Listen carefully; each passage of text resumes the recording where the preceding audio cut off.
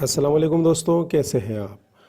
अच्छा दोस्तों, आज मैं आपके लिए डिजिटल लॉजिक डिज़ाइन CS302 के असाइनमेंट नंबर 1 का सोल्यूशन लेकर आया हूँ। इसकी लास्ट डेट जो है वो 16 नवंबर 2024 है। अच्छा, हमने क्या करना है कि हमने डॉक्यूमेंट्स या डॉकएक्स फाइल हमने जो कि है मतलब वर्ड फॉर्मेट में हमने सबमिट करानी है। अच्छा, काम हमारा क्या है, हमें क्वेश्चन दिया गया है। यहाँ हमारे पास एक 32 बिट फ्लोटिंग पॉइंट नंबर है, फ्लोटिंग पॉइंट नंबर है हमारे पास, ठीक है। और हमने क्या करना है कि इसको हमने डेसिमल नंबर में कन्वर्ट कर देना है, ठीक है। ये 32 बिट का है, मतलब बाइनरी नंबर है, सिर्फ 10 से बना हुआ है और ये 32 बिट्स हैं। आप अगर आप इसको काउंट कर लें तो टोटल ये 32 बनते हैं। तो हमने इसको तमाम स्टेप रिक्वायर जो जिनके भी है इस तरीके से हम इसको कन्वर्ट करना है, ठीक है। तो ये चलते हैं सोल्यूशन की तरफ।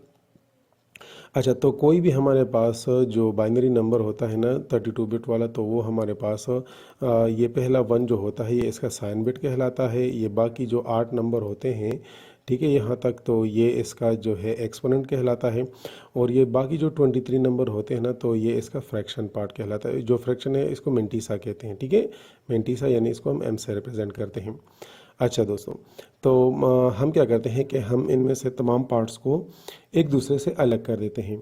मतलब साइन बिट हमारे पास 1 है, एक्सपोनेंट हमारे पास ये है और मेंटीसा हमारे पास ये हो गया।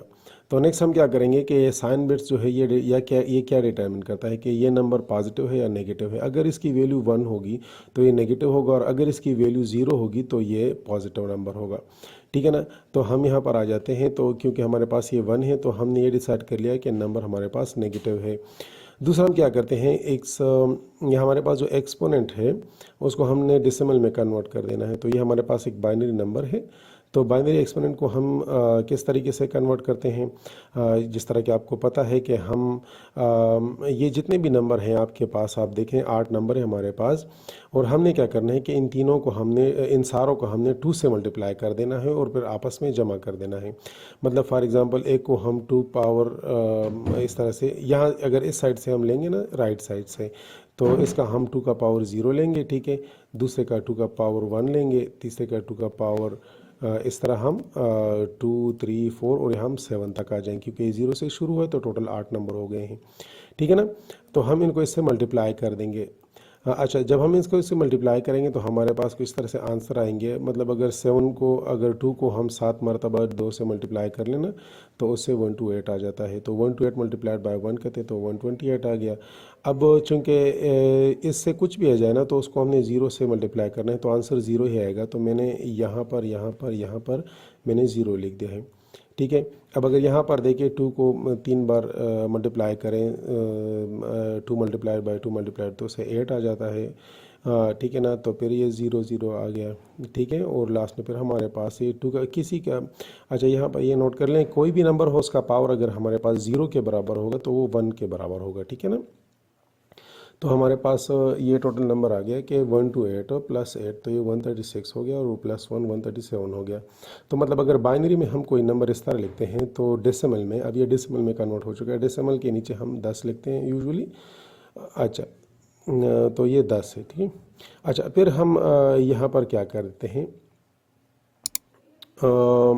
यहाँ हमने मालूम किया हुआ है, आप यहाँ देख सकते हैं कि इस फॉर्मेट के मुताबिक 127 for 32 bit floating point number, so we subtract 127 from the exponent we just calculated।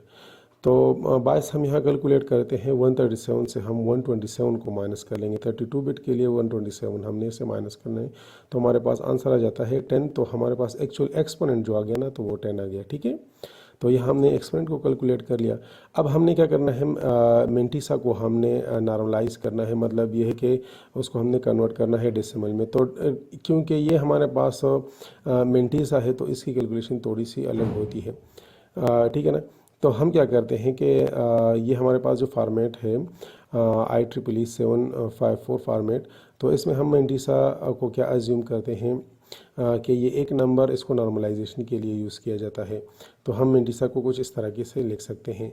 हमने इसके साथ सिरे में ये 1 लगा दिया, ठीक है ना। अब इसको हम कन्वर्ट करेंगे डेसिमल में, तो इंटीजर पार्ट हमारे पास ये 1 हो गया और डेसिमल पार्ट हमारे पास ये आ गया। तो डेसिमल पार्ट के लिए हम ये जो हमारे पास ये है ना, तो डेसिमल पार्ट के लिए हम क्या करेंगे, हम इंटरप्रेट करते हैं कि binary digit of the decimal point उसको हम नेगेटिव में फॉर एग्जांपल लेते हैं। अब जिस तरह के आपने उधर देखा था ना, हमारे पास ये जो नंबर था ना, ये तो हम यहाँ से शुरू कर रहे थे ना, इस साइड से इस तरफ जा रहे थे, 2 की पावर 0 लेकर इस तरफ हम जा रहे थे, ठीक है ना। तो इसमें ये बात है कि यहाँ पर हमने क्या करना है कि यहाँ से हमने शुरू करना है, इस पहले नंबर के साथ हमने 2 पावर -1 से हमने शुरू करना है, ठीक है। -1 के साथ इसको मल्टीप्लाई करेंगे, -2 -3 -4 -5 -6, सारे के सारे हम काउंट करते जाएं तो यहाँ लास्ट में हम -23 की तरफ आ जाते हैं, ठीक है। तो जितने भी ज़ीरोज़ हैं उनको हम निकाल लेंगे और बाकी जितने भी आ जाते हैं ना, तो उनको हम आपस में ऐड अप कर देंगे।